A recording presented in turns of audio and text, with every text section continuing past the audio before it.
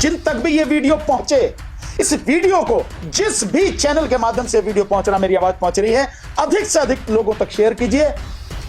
मैं नहीं जानता मेरा क्या होगा, या मेरी टीम के साथियों का क्या होगा, हम जिंदा रहेंगे या नहीं, इसकी कोई ना मुझे पता है ना मुझे परवाह। और आज संविधान खतरे में है। संविधान खतरे में है तो इस देश के नागरिकों के अधिकार खतरे में है, हमारी आने वाली नस्लें खतरे में है।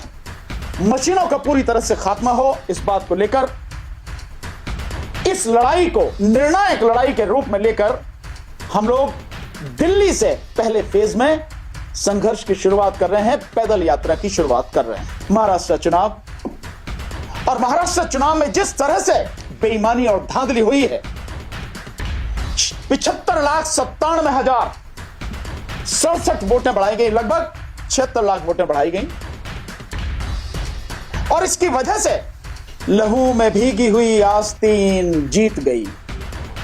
लहू में भीगी हुई आस्तीन जीत गई, चुनाव हार गए सब, मशीन जीत गई।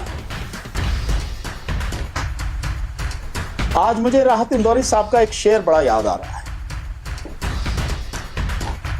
और वो शेर है, लहू में भीगी हुई आस्तीन जीत गई।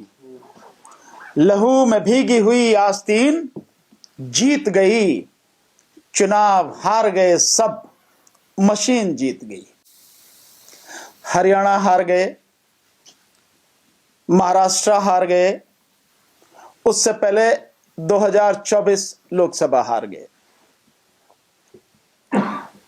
लेकिन मशीन जीत गई, और यह सिलसिला लगातार चल रहा है। हम 2019 से इस देश में बैलेट पेपर से चुनाव हो, यह लड़ाई लगातार लड़ रहे हैं, और आप सबके माध्यम से यह आवाज देश और दुनिया के कोने कोने तक पहुंच रही है।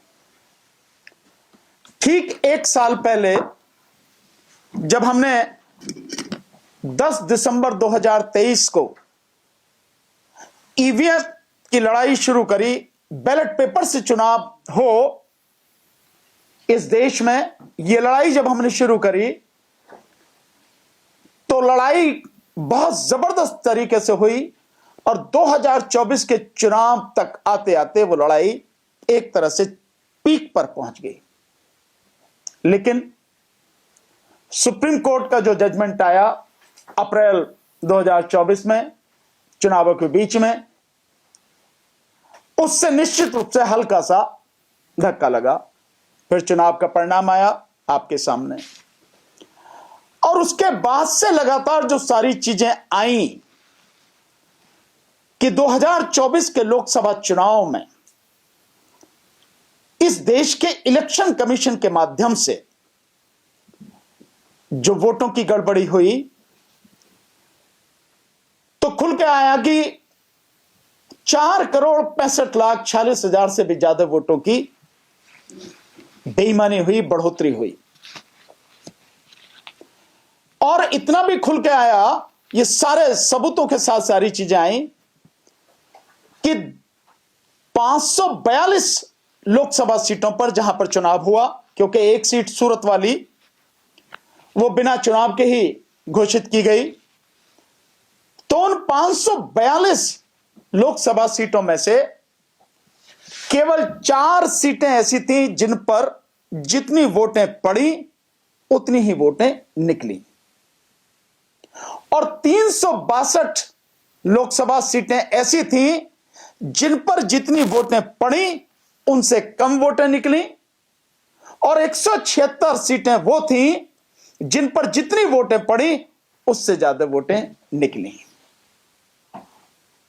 और इस सबकी वजह से 79 सीटें यानी 79 सीटें बीजेपी जीत कर आई। ये माइनस कर दें तो बीजेपी का कहीं अता पता नहीं था, सत्ता में नहीं आ सकती थी। ये सारी चीजें सबूतों के साथ सामने आई 3 बड़ी एजेंसियों, जिनमें एडीआर, वोट फॉर डेमोक्रेसी और द वायर, इन्होंने ये सारी रिसर्च करने के बाद सारे सबूतों सहित ये सारी बातें सामने रखी, पर विपक्ष नहीं लड़ा। विपक्ष ने एक शब्द भी इस पर नहीं बोला, जबकि विपक्ष को वर्तमान सरकार को एक सेकंड भी चैन से बैठने नहीं देना था, इतना शोर मचाना था, इस तरह से लड़ाई सड़कों पर लड़नी थी, नहीं लड़े। उसके बाद हरियाणा चुनावों में